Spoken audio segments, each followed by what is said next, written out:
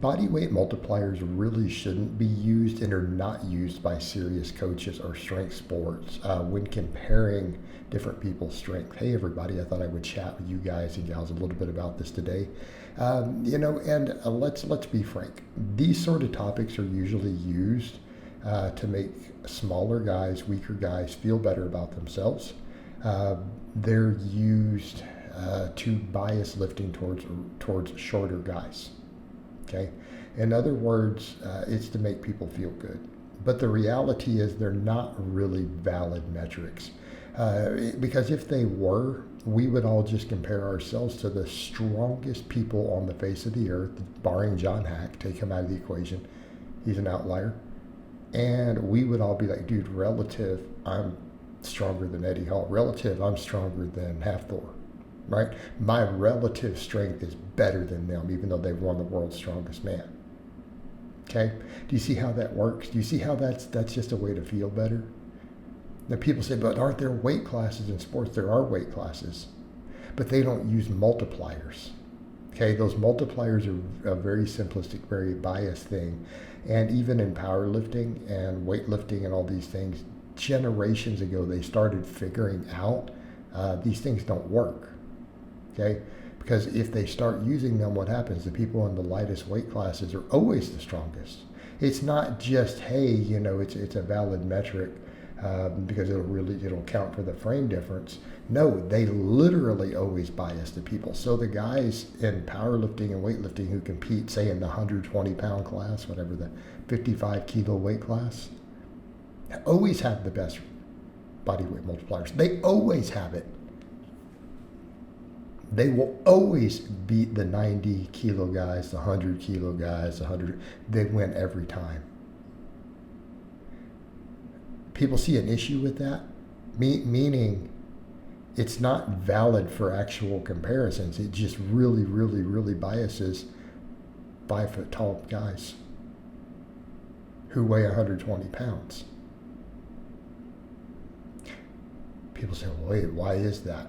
Well, because that's not how physics scale. Physics do not scale that way when it comes to living organisms. There's a reason that even biologists will tell you that the taller an animal is, the thicker its bones have to be in proportion to its height. They can't, in other words, if you took, say a man, for example, and we took a man who was 12 foot tall instead of 6 foot tall, right? We normally think of a 6 foot as fairly tall. You double the height. In other words, if his bones only doubled in thickness, they would be more fragile. They would break easier. What? There's a reason things like elephants and stuff are just thicker across. There's a reason they're so blocky and square. They have to be not just for the bone purposes to be less fragile because of the physics involved. They also have to be able to have the muscle to move their own bulk and weight around. Okay, do we see where we're going here? And it's the same thing when we start talking about leverages with weights, and then we start talking about distances moved. Okay, so that's something that people aren't accounting for with this. Arm and leg lengths dramatically reduce the weight you can lift. In other words, it's not just how much force, because we normally think of weight lifted as force production. If we're moving X amount of weight, X amount of distance, if we increase the weight the same distance, what happens? You proportionally increase the force, right? In other words, to move 300 kilos takes 50% more force than to move 200 kilos if it moves 20 centimeters. What happens if it moves 30 centimeters? You see where the physics are breaking down? Okay. If it moves the same distance, it takes a proportionate amount more force. So we start looking at frame size and body weight. Weight classes are secretly height classes in disguise, particularly for drug-free people, because drug-free people can only gain so much muscle. And taller guys are going to have thicker overall frames, they're going to have thicker overall musculature. So in other words, they're going to have to be heavier to be strong. So people with shorter arms and legs move the weights a shorter distance. They do not require as much strength to move the exact same number of pounds or kilos because they don't have to move it as far. Oh man. All right. When we look at it from that perspective, it starts to make sense why this breaks down. And it's not saying shorter, lighter guys can't be strong, because they obviously can. They just have to gain more muscle, obviously. Okay? But every bit of muscle they gain will move more weight. In other words, if you take a really short guy and you put 3 kilograms of extra muscle on him, he will gain more strength in terms of the ability to lift weight than a tall guy gaining 3 kilos of muscle.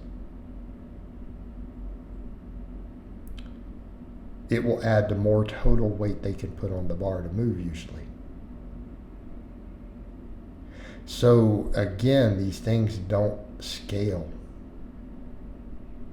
They're always biased towards shorter people. Shorter people are going to tend to be lighter.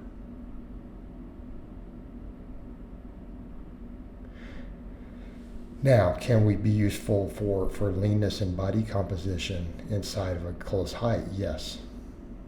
And it does matter there, but then again, these things are going to be biased to some extent towards individual arm and leg lengths, right? And that's why we're going to have different lifts are more biased. You'll notice the same thing, squat, bench, and deadlift do not scale identically for people with different arm and leg lengths. That's why people with longer arms tend to have better deadlifts and weaker benches on average. Not saying it's universally true, because of the distance they move the bar. Okay? Distance they move the bar. It matters.